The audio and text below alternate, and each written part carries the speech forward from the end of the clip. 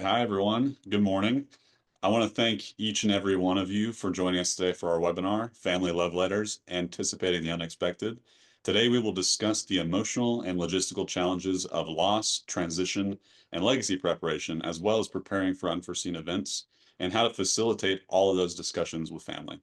We do have the Q&A feature available, so you can submit questions through that option, and if there's time at the end of the session, those questions will get addressed. You can also submit any questions to us via email at wealthteam@yoursummit.com, and I will display that email address near the end of our session today. Now I would like to introduce our panelists joining us for the discussion today. First, we have Karen Drancik, Senior Vice President of Neuberger Berman. Karen is a business development advisor with the Neuberger Berman Advisor Institute and joined the firm in 2006. Karen was previously Regional Vice President and Alternative Investment Specialist at Evergreen Investments, where she sold hedge fund of funds, private equity, managed futures, and commodities funds. Karen has over 20 years of portfolio management and sales experience with firms such as Wachovia and Bank of America Capital Management. Karen received a BA in political science from the University of North Carolina at Chapel Hill. Our next panelist, Rick Wheeler, is a senior financial advisor for Summit. Rick's aptitude in investments, employee benefits, and insurance spans various industries, including nonprofit, industrial, real estate, and healthcare. He has an exceptional ability to empower clients to elevate their wealth management strategies. Rick believes that relationships are key, and he's passionate not only about being a resource, but an advocate for his clients. And finally, we have Brandon Schultz, who is the Director of Operations for Investments at Summit. Brandon has nearly a decade of experience across investment, banking, and accounting industries. With this experience, he is able to bring knowledge to clients in multiple areas of their financial lives.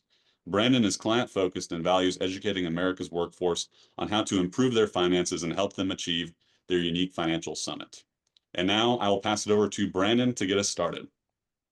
Thank you, Matthew. Really appreciate it. And thank you all for joining our webinar today. I know it's a busy time of the year. We've got some summer vacation endings where everyone's preparing for the hectic time that is Q4. So I appreciate you all taking some time to join us today. And this is a webinar that we've actually done before, and it really seemed to hit home with a lot of those that attended.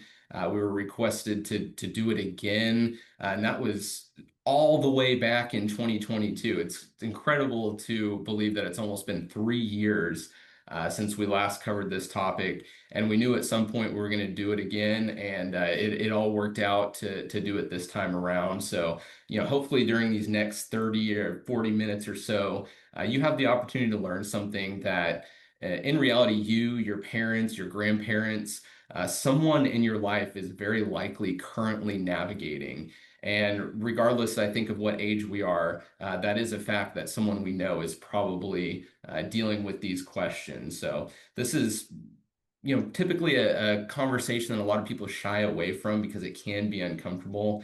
No one wants to think about what's going to happen when I die. No one wants to make decisions that actually might cause strife in the family. So we're hoping to take some of the stigma out of it today and begin that thoughts of preparation. I also want to, of course, again, as Matthew did, thank Karen for coming on again, taking some time to discuss.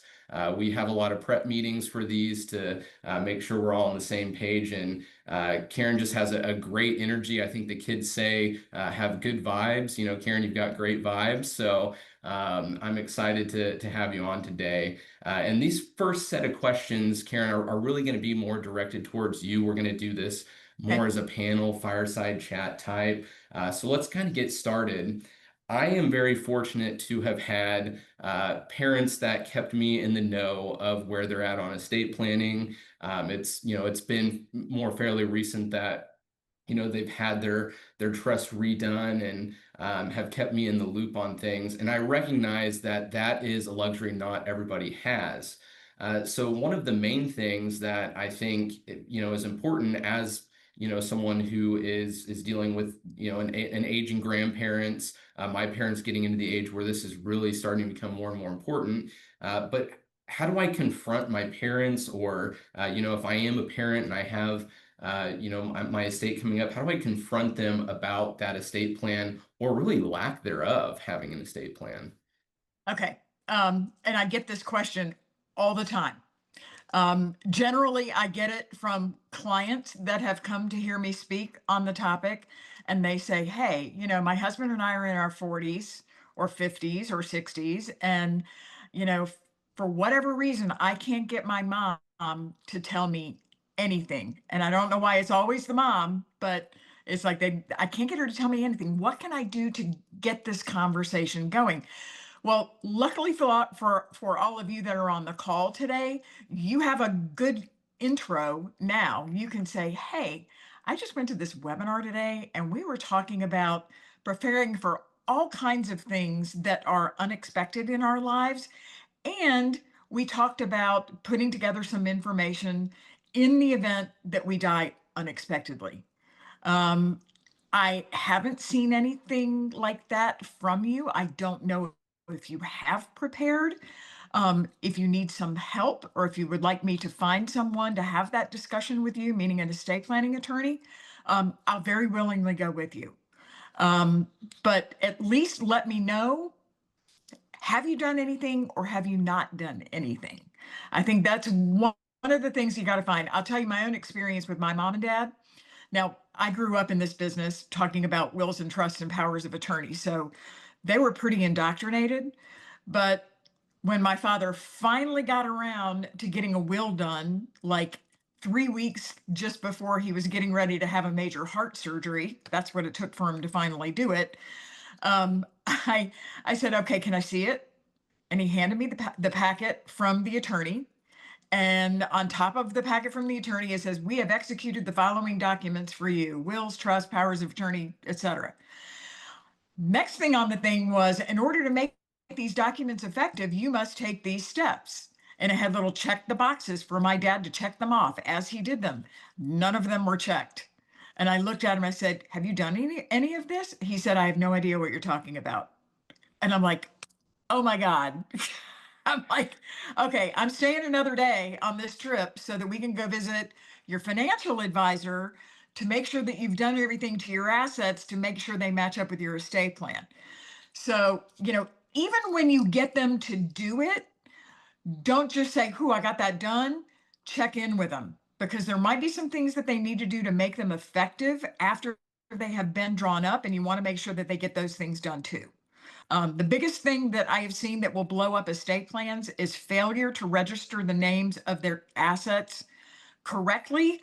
Or some people don't like to do trust, they like to do transfer on death. They don't have the TODs done correctly for their assets. So that's one way. Now, confronting your children is a whole nother ball of wax, because kids are a little bit afraid, especially if you have young children. I think at that point in time, if they're young, you just say, look, mommy and daddy have, or mom and dad have taken some steps to make sure that if anything happens to us, you're not only going to be taken care of by people that we love, but you're going to have the financial resources to take care of you for the rest of your life. Depending on how young they are, that might suffice.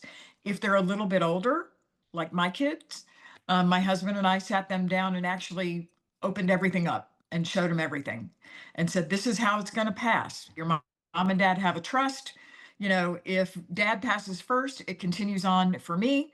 And then after I'm gone, it will distribute to the two of you. Do you have any questions? Ironically enough, my younger stepson had a question. He said, okay, if you die first, he goes, what's to keep her from spending it all? And my husband looked at him and said, Nicholas, we are not your retirement plan. Uh, so my other advice is have a little bit of a sense of humor about it all. Sure. No, that's great. And I like what you were saying in the kind of in the middle of that, which is, just asking, do you have a plan in place?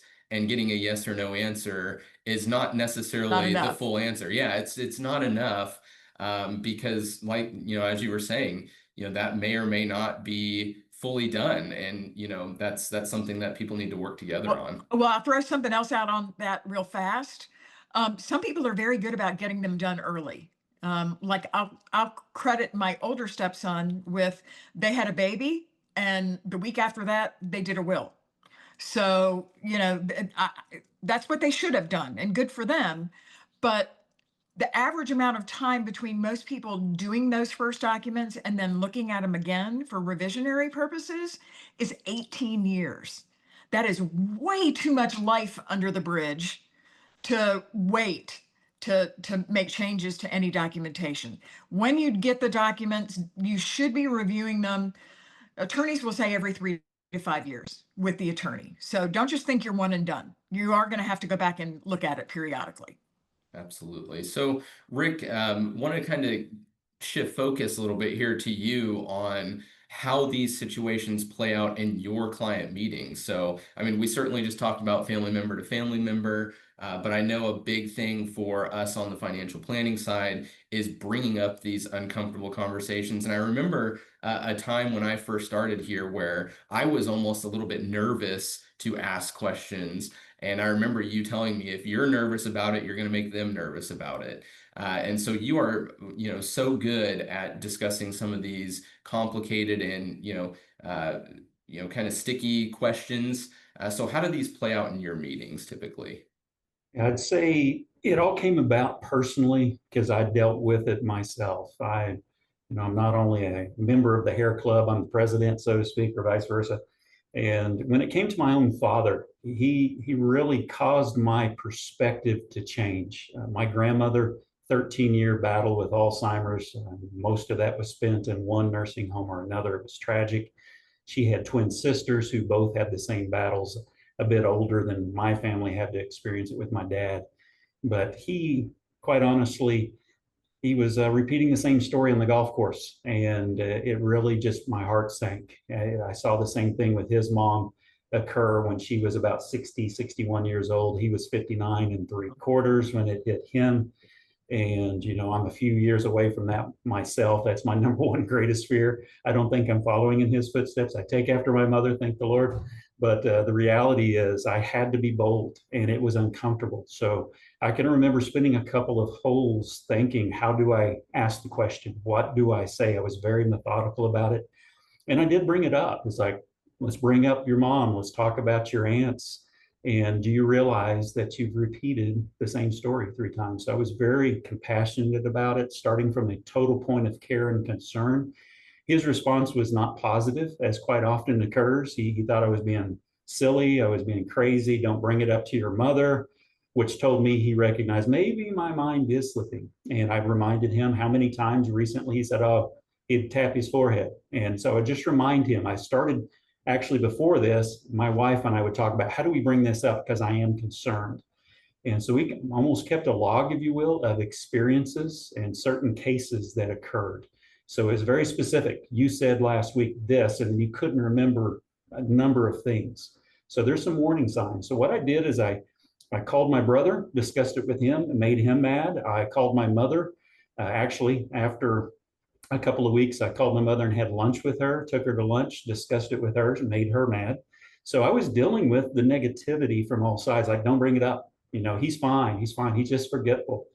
So what I did is I did call a family meeting. We had a dinner and I grilled for the family at my parents' house. And then I said, I just got something I want to bring up real quick. And everybody's look on their face. They knew where I was headed. But I had come up with a very clear example. In this case, it was what happens if somebody walks through the door with a very strange gun. This is the analogy I came up with. It worked. And that gun has 100 chambers, but they put one bullet in that 100 giant chamber. They spin the dial. And Dad, if they point that gun at my mother's head, are you going to let them pull the trigger? And he said, no. He said something a little more, unkind than that. He had a very strong visceral response. Of course not. I'd be fighting them. And I said, exactly. That's what I'm doing right now. There's maybe only one bullet in that 100 chamber gun, but I need you to fight for your own health now. Turn that gun towards yourself. Are you going to pull the trigger? No. I'm just asking you to allow me to take you to a trusted neurologist, a doctor that will run a test, and we'll know for sure because there's been some concerns. If you love me, you love your wife, we want to know. Even though they're saying don't do it, I'm telling you, you need to. And he agreed to go. So I made an agreement with him. I'm taking you to lunch. Then we're going to go to the doctor. I'm going to be with you throughout the process. And I'm going to be with you no matter what the results are. And sure enough, early onset Alzheimer's was the diagnosis. And we had a long battle for 11 years before he passed from that diagnosis. He became a very sweet child, but it forced me to do something that was uncomfortable. But I did it totally from the place of, I'm going to be here to help. It's total compassion from second one. And most of our parents will appreciate it. Some do not. I've been involved with clients where they were very combative about it, and we've had to circumvent that. Today's not the time to talk about that, but it's the kind of conversation, if you're interested in talking about some other ways I have dealt with it personally with specific families, good and bad situations, feel free to call us. Our email and phone number will be at the end, and we can have a chat about that. So personal experience really, gave you that comfortability because you lived it out, to have those conversations in client meetings, and we've seen how those play out and how good those are, and healthy those are for families. So I think the next kind of question there, and Karen, you touched on this a little bit, but one thing that we often hear, and a big question for people, is, should I have a will or a trust? I think a lot of people don't understand the differences and the nuances between why would I have a will and why would I have a trust. So can you shed some light on the differences there? Sure. The basic estate planning document is a will. And my standard comment here is, if you have $1 and you love somebody, you need to have a will. And if you don't have one, at least a will, then the state of Oklahoma or wherever you live has a plan for you for distributing your money and your stuff upon your death. But you might not like the formula that they use for distributing amongst your wife or your husband and your children or any other relatives. So basically, it's a matter of control. If you want to control where your money and your stuff goes, you need to at least do a will. Now, a lot of people are going to end up having a trust. And having a trust just adds an additional ability to control a little bit more. Let's put it this way. And I actually worked with an attorney yesterday that gave a very good description of this, because the same question came up at the meeting that I had yesterday. And this woman was like, or this man was like, well, why do I need a trust? If I have a will and I have everything on TOD, why do I need a trust? And the lawyer's first question was, how old are your children? And the gentleman said, well, right now they're in their 30s or their 40s. And he goes, are they married? Yes. Do you like their spouses? Not so much. And he said, well, then a trust would be able to help you to allow how much money goes to them at what given time, meaning how old are they? And you can also control whether or not the in-laws, so to speak, get any access to it. Whereas if you had left it to them outright in a will, if you left your money outright to your kids in a will, upon their death, that money automatically goes to the spouse. You can control it from going to maybe your son or your daughter and straight to your grandchildren and not to the in-law. So it's a matter of control. Trusts also have the ability to protect assets in the event of lawsuits. They are essentially there also to help people save federal estate tax at a certain level. I mean, you have to have a lot of money to actually need a trust to avoid paying federal estate tax now. I can't remember, and Rick, you might be able to help me here, but it's like $13.5 million per person that you can pass tax-free. So, having a trust to avoid federal estate tax is, you got to have a lot of money to really need it for that. Most people just have it to be able to have an additional level of control. My husband and I have ours, and we did it so that, because when we did it, the boys were, in their early 20s, and we didn't think they were capable of handling a lot of money in one lump sum. So we staggered it out. They get some at 35, they get some at 40, they get some at 45. Very good. So, we're talking about, these things that are, and Rick just had a story there of things that can be a little touchy, but there's another, I think, even level to even having the conversation. And that's when people are naming executors. I know that can cause some squabbles within families. And so in your opinion, who should be named as an executor? What qualities or personal characteristics do you recommend in an executor of your will or trust? This is one of my favorite questions because it's a personal soapbox. And I actually asked the attorney I worked with yesterday what his opinion on it was. And I said, Mark, I'm like, what's your opinion of having more than one executor? And he said, oh, good God, no. He said, please, no. He said, you have some clients who want to name all their children because they don't want anybody to feel left out. And then you have some people who automatically name the oldest child. And the oldest child might not be the right person. So I've done a little bit of research and I've asked attorneys over the years, what qualities should an individual, if you choose to name a person as your executor, and I'll get to the other options in a minute, but if you name a person, number one, it doesn't have to be family, but whoever it is should have these characteristics. Number one, they have to be trustworthy. I mean, you have to realize that they're going to be dealing with whatever you have left, and you want to make sure they're not going to take it off and run or take it all and run.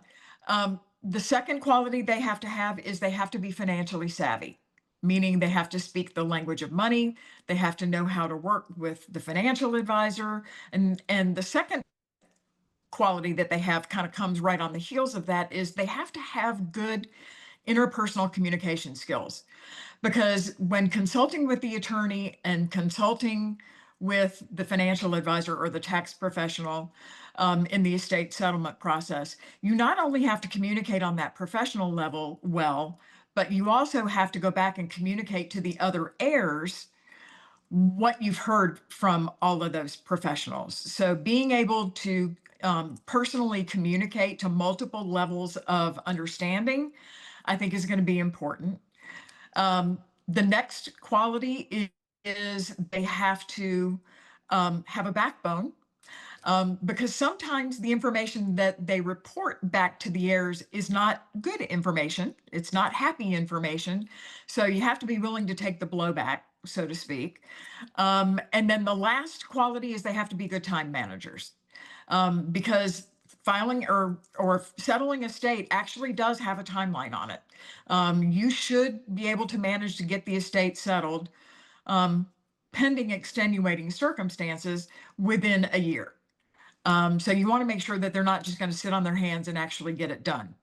I mean, I remember once upon a time working in a bank trust department, we had a trust or a will that was being probated, and the account was being settled, the estate was being settled, and it had been on the books for 10 years because we just couldn't get the executor off the stick. I know. So, managing the time thing is a big one. Well, that's great. The communication thing, I think that's such an interesting point. I didn't even think about, that in general. And I don't think it's the first thing that, would come to mind for people when picking one, but being a good communicator, you're right, is such an important part of it. So the other thing, those are all the good qualities that we want to look for in an executor, but what are the red flags? And Rick and Karen, I'd like you both to touch on this. Rick, from your experiences in meetings, but Karen, just also your opinion, what are some red flags that we need to be looking at to, disinclude someone as an executor? Rick, I'll let you take that one, and I'll finish up. Sure thing. I've run into this actually more frequently than I might have expected a number of years ago. It's as soon as people realize there's a little money there, even if it's a little money, then there's a lot of character flaws that start to come out in some of those family members. And I'm running into it right now with two different clients' families. I had one last year where a brother gets crosswise saying mom said X while dad said this. And 10 years ago, she promised I would inherit the family farm. It's a specific example of that. And older brother's the executor on that. Both mom and dad now have dementia, and the fighting has begun. So Yeah. the fact that mom and dad set up a will and not a trust is problematic, because the trust is not public record. The trustee on that can literally say you get X and so gets Y, and that is what it is. Whereas a will is public record, everybody knows. So in this case, I'm trying to help circumnavigate that, but it's really anybody, of course, that has character flaws that would include the untrustworthiness, who is very much self-serving, always looking to get something for themselves. And you may not realize that until you have that family meeting, that that's going to be a problem. So I've been at the deathbed of a client before, hours before she died, altering beneficiary designations, making a quick amendment, notarizing for the will hours before she passed in her home in hospice, a couple hour drive away. So, I've been involved in those conversations many times, and I would very much encourage you to be cautious about that, be very thoughtful, and maybe find an outside trusted friend that can help you think it through, because you're in the emotional side, engaged with the family probably, and it can be hard to see the forest for the trees, so to speak. I'll just add one thing on top of that. For me, the biggest red flag is someone who does not manage their own personal finances well. A bad credit rating is a big red flag for anybody that wants to be an executor. This might be the next question, but you don't have to name an individual. You don't have to name a person. You can actually name an institution. I actually worked in an institution that settled estates. And there are some benefits to that. If you have family members that are squabbling all over the place about everything, having a neutral third party become the executor can be incredibly helpful. It's also, if nobody wants the job, that's the other thing. A lot of people don't want to do it. So having the ability to go to an institution is another good thing. They're probably going to do it faster, cleaner, and with a whole lot less stress than an individual might. A lot of people push back and say, yeah, well, you have to pay a fee. But what most people don't know is even if you name an individual, they are allowed to take a fee by statute for settling the estate. Now, most people don't if it's a family situation. My brother and I didn't take a fee for my mom's estate, but don't think that it's the fee part shouldn't get in the way. If you think it's necessary, you can go to an institution. Bank trust department.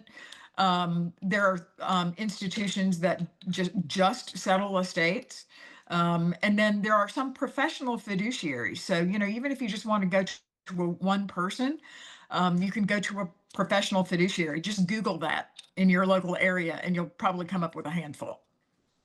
That's really interesting. Not something that we hear as options very much. People don't talk about that, but I think that's a great strategy. If you already, people know their family. So if you already know that there's no one that you would really want to have, be the executor, or no matter who you put in is going to cause major problems within the family, that's a great option. So I appreciate that resource for sure.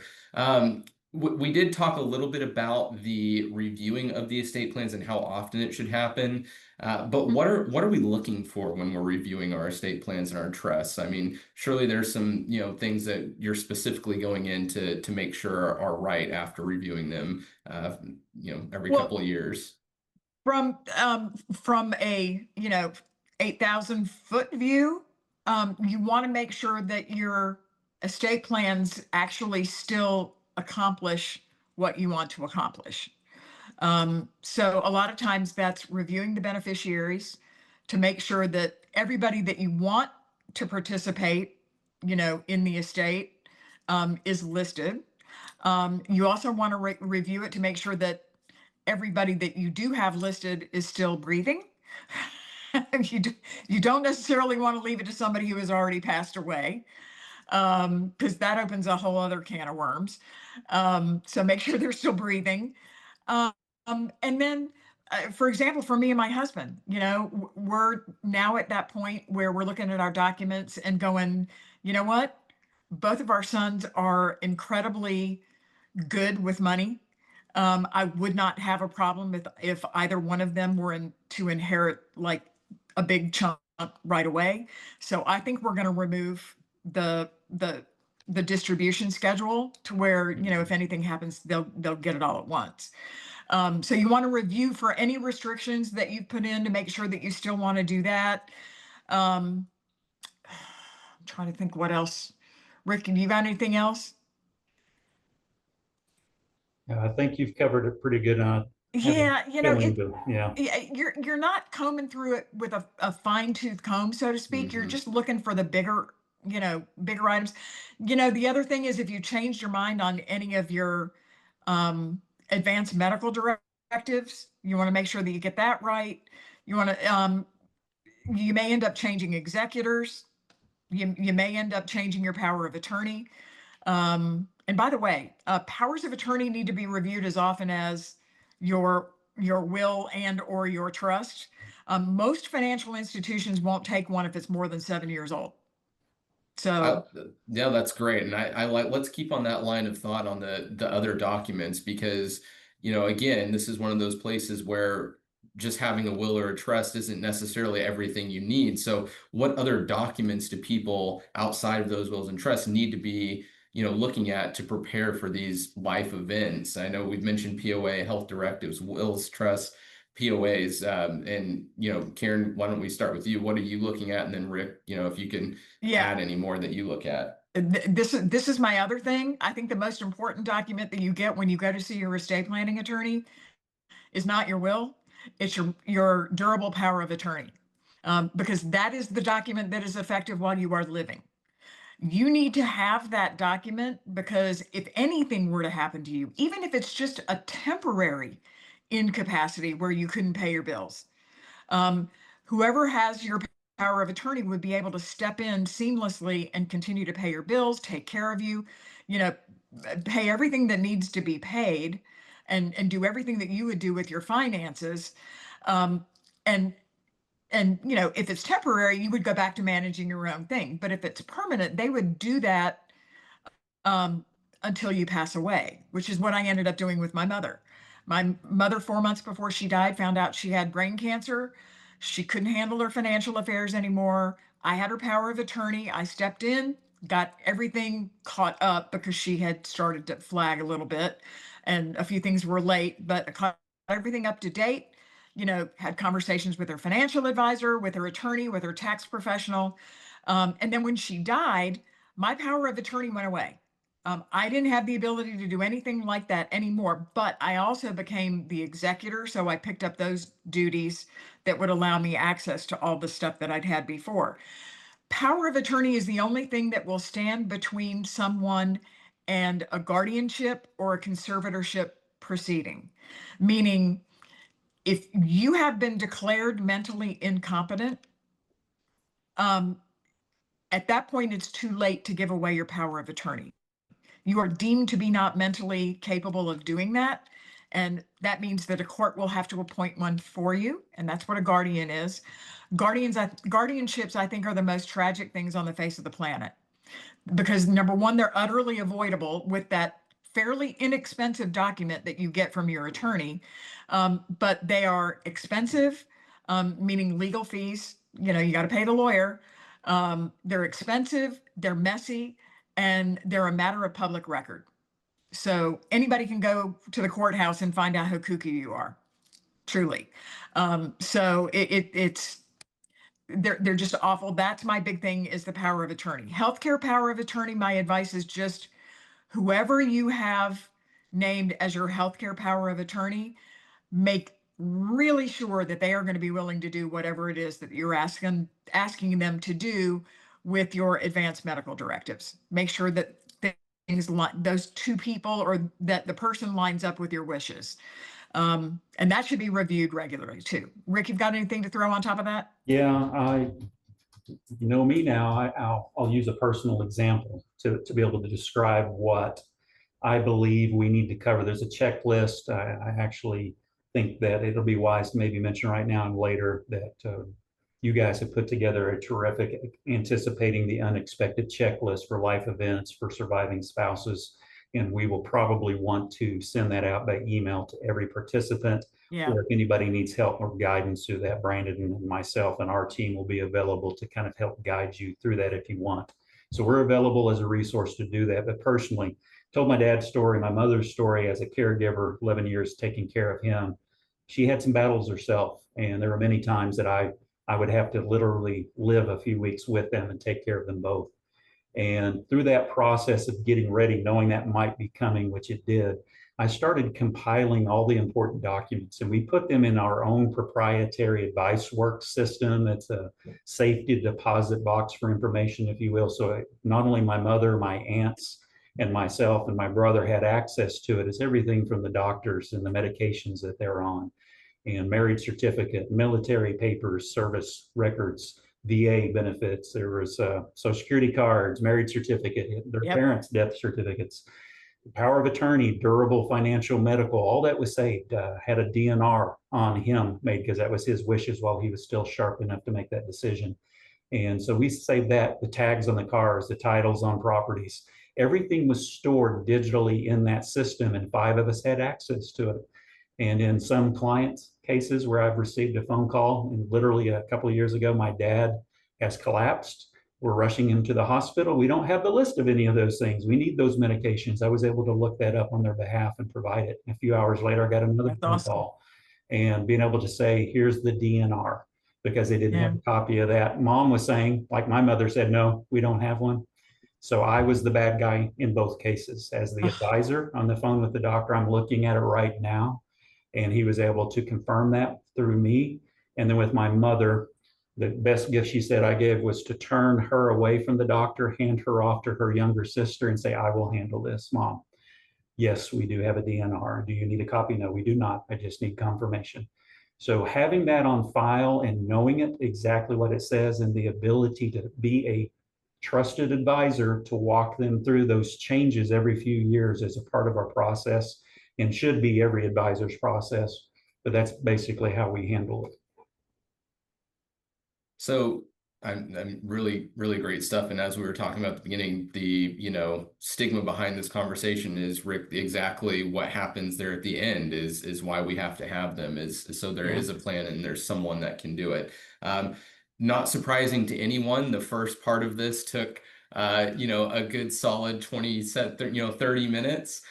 So Rick, we'll shift a little bit more to your side and have time for a couple of questions here. So we have that plan in place. We've talked a lot at length of what we need to do to get it in place, the things that we need to be looking at, who should be the executor. But let's shift a little bit more thinking to working through the plan throughout that retirement phase and end of life phase. Also keeping in mind there are a lot of big decisions that can derail or significantly change that plan, that really changes the retirement futures or directly affects people's ability to leave the legacy they want. So let's talk a little bit about that income in retirement on the income side. I know there's the healthcare side as well that I'd like to touch on, but one of the big questions that we get asked is it better to start taking Social Security benefits as soon as I can retire, or should I wait?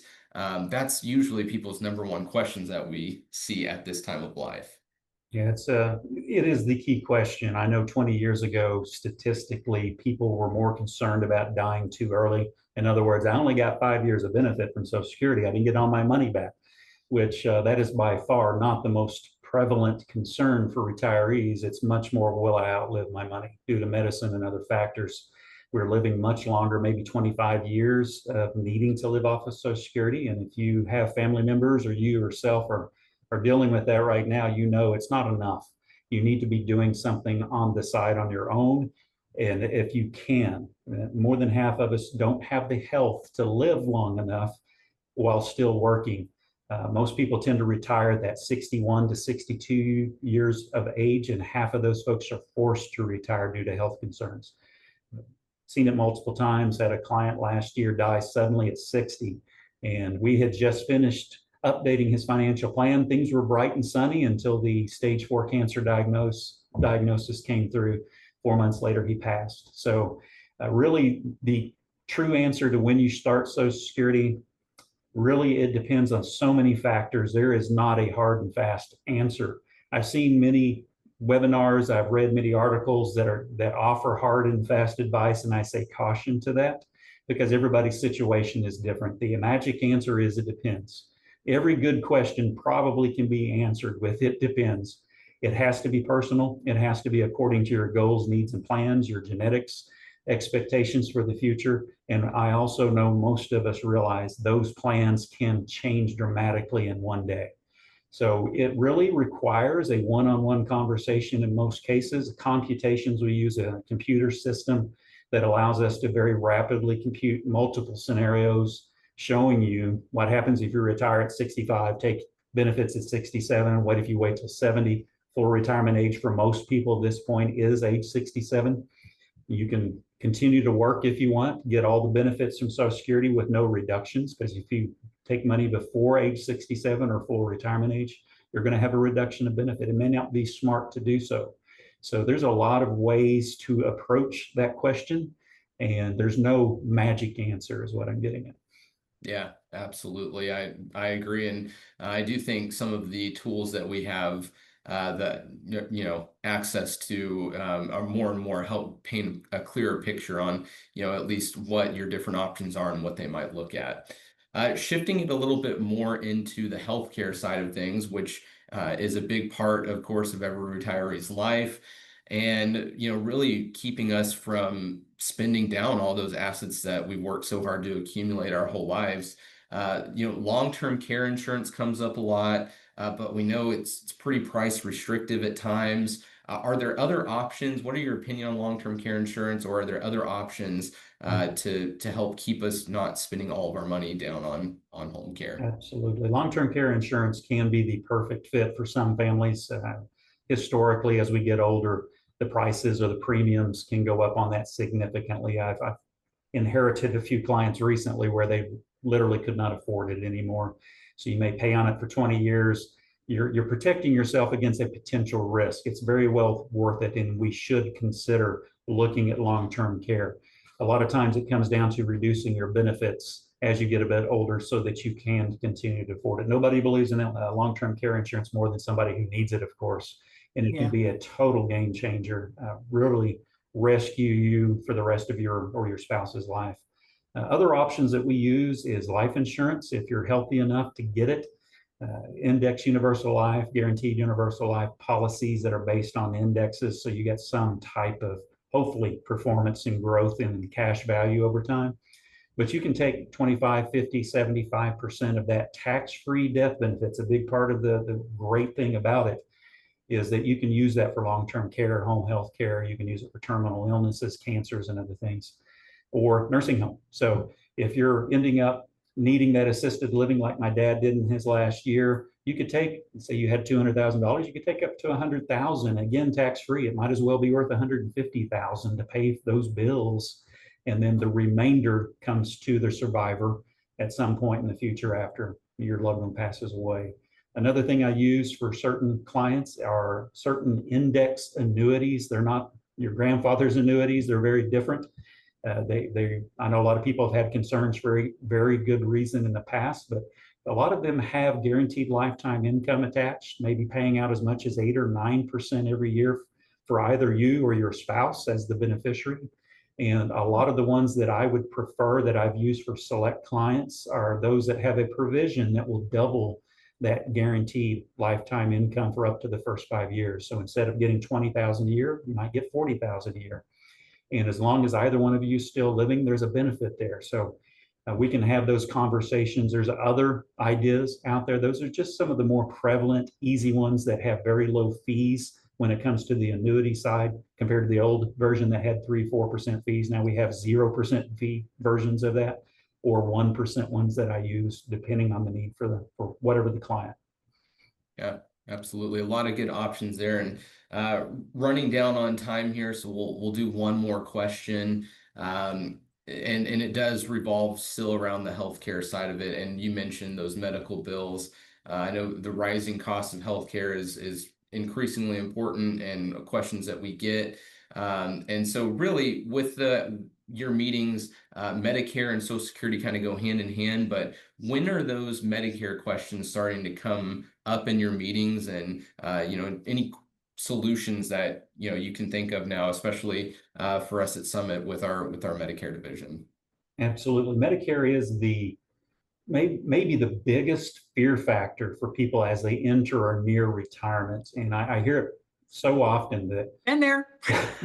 You're like, Karen, but we hear it. I'm so happy I'm retiring. I'm excited. I can't wait. And then the holy cow moment. You can see the fear in their eyes as they start to realize, when they look into it, they start to realize research that I've got a 7-month window. If I miss that 7-month window, but what if I work a few months past that date or turning 65? What if I've started Social Security? What if I wait to take Social Security?